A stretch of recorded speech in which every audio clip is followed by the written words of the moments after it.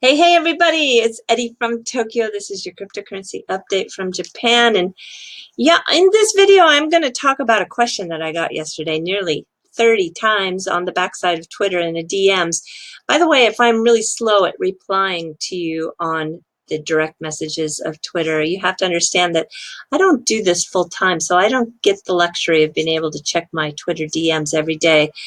So I do apologize if I'm slow to reply, but I did see so many of the same questions, so I decided to make that a focus of this video. First, though, we need to talk about SBI. They had an announcement on Wednesday that they have a new shareholder benefit program with one of their subsidiaries called Morningstar Japan. Morningstar is a company that is under the SBI umbrella. They have a 47% stake, and it compares and evaluates various financial products and internet sites, as well as some advisory services. Yet they were established in 1998, and they've been making a profit since 1999. But what they're doing is so interesting. They are going to give every shareholder who owns one block, which is the minimum 100 shares required, they will give those holders 30 XRP as a form of one of the dividends. It's so interesting because it is a brilliant promotion, not only because it promotes XRP, but it will probably also sell some more of the stock for Morningstar. It's going to run through March 31st, 2020. But think about this. We're going to have new owners of XRP, and it's going to increase the users of the SBI VC trade site. Yeah, how many? Well, I want to take a look at that. And also, it's going to introduce the digital asset and the cryptocurrency world to traditional retail investors and institutional investors all around the world. That's why I think it's brilliant. So when we take a look at how many shares are out there, there are 83 million shares. And with the top 5 holders of those shares, it basically ties up 80% or 66 million. However, there are approximately 7 million shares left. So if you take those 7 million shares and divide by those blocks of 100 shares, that leaves 70,000 blocks. That's a lot. So it's really up to anybody's estimation how many shareholders are spread across those ownerships of blocks. But I would say that the number is quite sizable. Okay, this is the question that I got yesterday, and that is it true that R3 and Ripple have a brand new deal? And have they really signed on something? And did SBI really play a big part in it? And what is this about the smart contracts? Well, when I heard this, I have to tell you, I wasn't that surprised, actually, because I've been paying a lot of attention to the news that has been written about this in Japan for months now. It was since the settlement was reached between R3 and Ripple, there has been a lot of coverage. And it was soon after that settlement was reached that SBI formed a brand new company with R3. That new company is called SBI R3 Japan. SBI has a 60% share, and the company was started to support and sell licenses for Corda in Japan.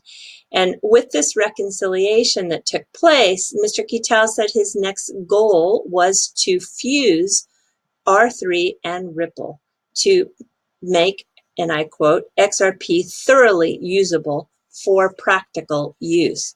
Yeah, and if I look at the articles that really were covering it, it was right after he spoke on January 31st in the financial results briefing. He expressed his idea in more detail about this merging of Ripple and R3. It is, there's just so many articles in Japan that have been written about this.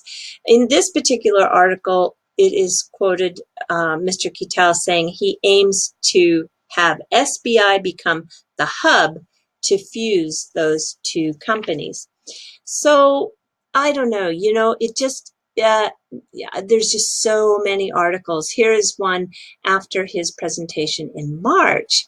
He talks in detail about the Ripple and R3 alliance and how XRP use case is going to go into full-scale efforts to expand financial services using Corda.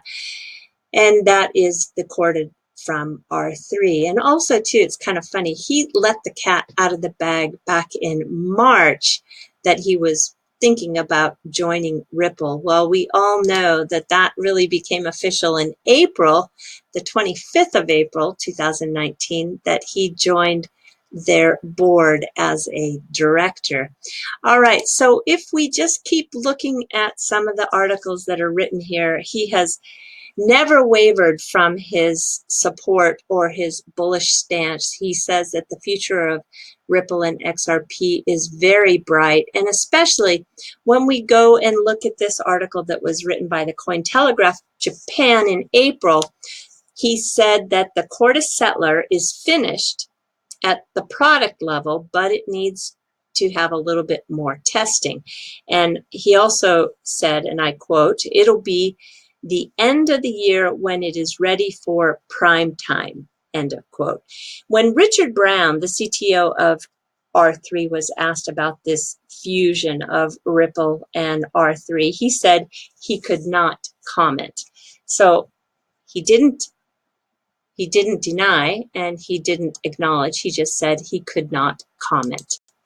So why is Mr. Kitao so excited? Well, because Corda is able to solve problems in a field of business that reach outside the financial sector. So these are the non-financial sectors, but they still can be used with the digital asset XRP, like settling invoices for petroleum gas, or we've got supply management, we have insurance, we have trade finance. So this is why he is so excited about growing his business with leveraging the strength of both Ripple, of course, for the financial sector, and then R3 for the non-financial sector. And in both of those sectors, he's going to use the digital asset XRP.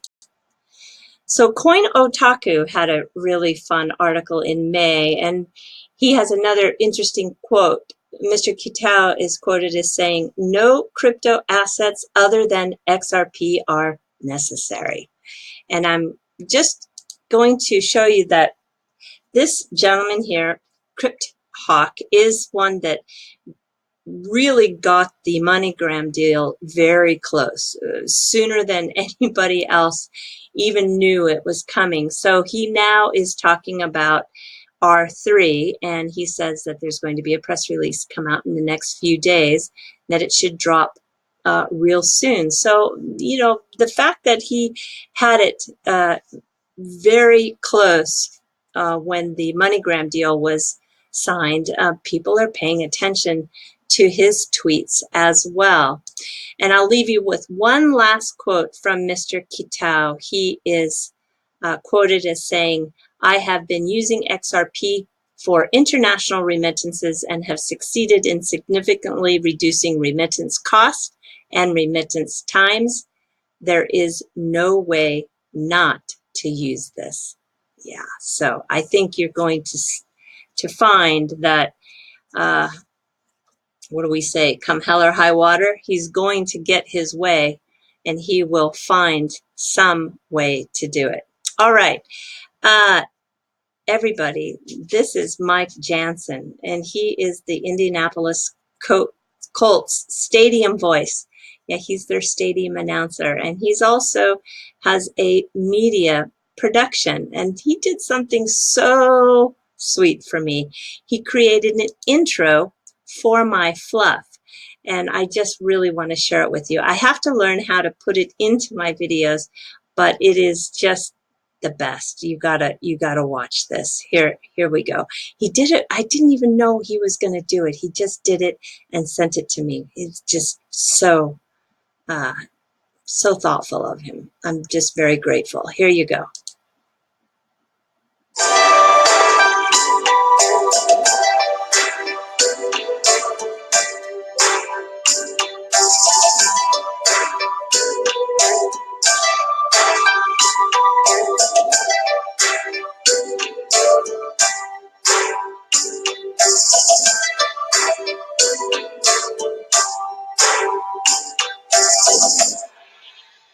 It's great, isn't it?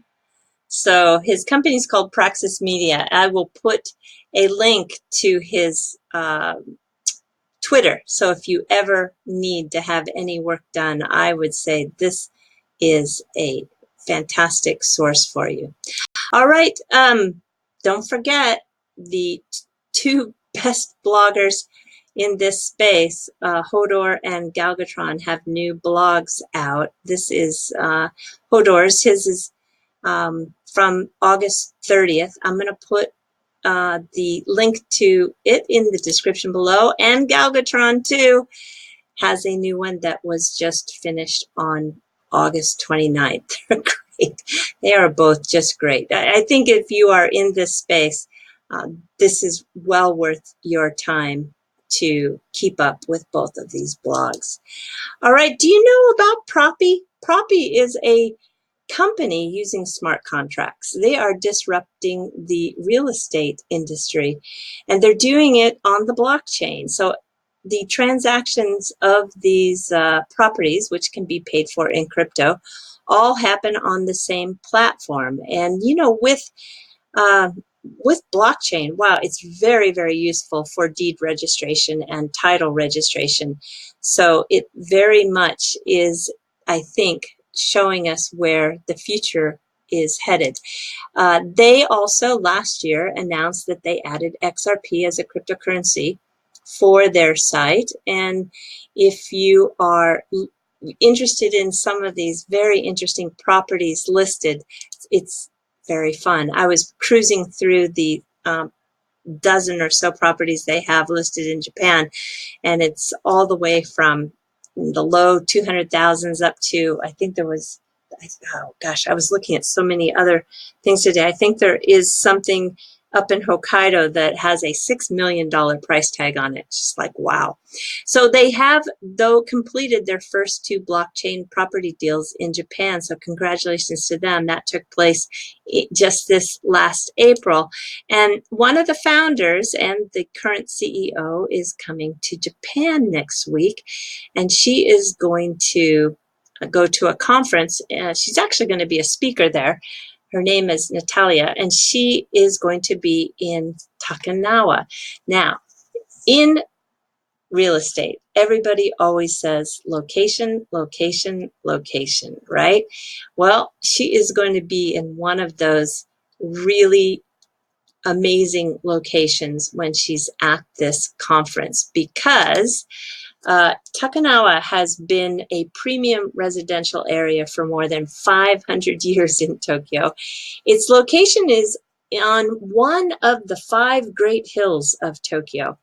And in the 1600s, it was the location of many second homes for those daimyo, or feudal lords. I don't know if you know, but those feudal lords were all over Japan, and they were, of course, completely loyal to the shogun, and he required them to come and live in Edo for 4 months out of the year. So they all had to maintain a separate house here, and this is one of the most popular areas where they did do that. It was known for its panoramic view of the sea, its lush greenery, and very tranquil surroundings. Well, that view of the sea is still available in some areas.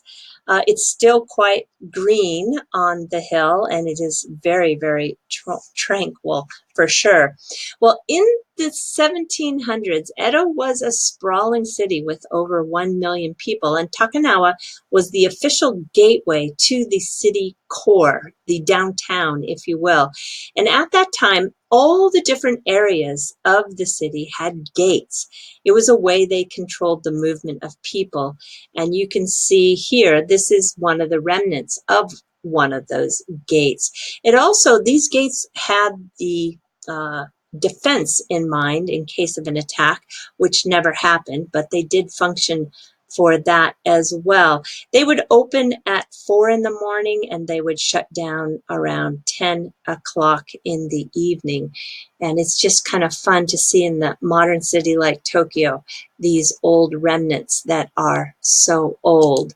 So it is also an area that had an amazing view of the sea.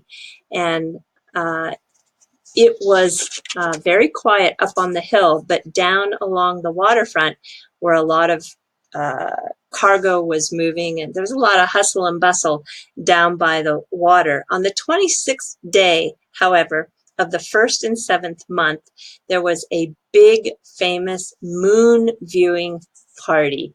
So this is a ukiyo-e image, which is a woodblock print that shows you on one of those evenings where people are sitting on the platform here waiting for that appearance of the moon.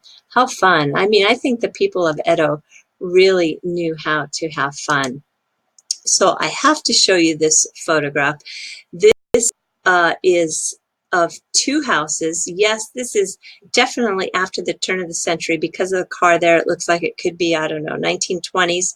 But the houses, for sure, are dating back to the Edo period. And this is kind of an example of a big house that would have been up on that hill and owned by a daimyo. They were just, yeah, pretty spectacular in their size. And so when we take a look at what is the most famous story from this area, it is about an occurrence that took place at this particular temple where 47 Ronin died.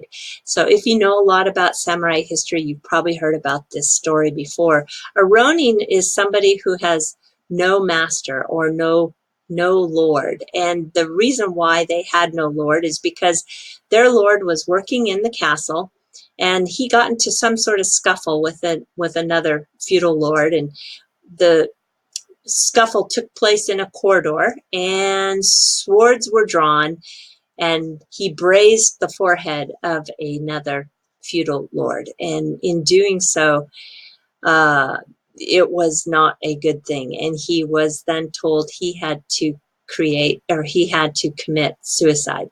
So seppuku is what he did, and therefore he left 47 Ronin masterless and without a job. But they were so angry with the person that caused him to be forced to commit suicide that they planned for 2 years to get their revenge, which they did. And then they came back to the temple, and they all, 47 of them, age I think 16 to 70 something, they committed suicide in a mass suicide together. So the graves of those samurai are at this temple. And if you go to Takanawa, it's one of the sites that I know a lot of people who are keen on samurai history love to visit.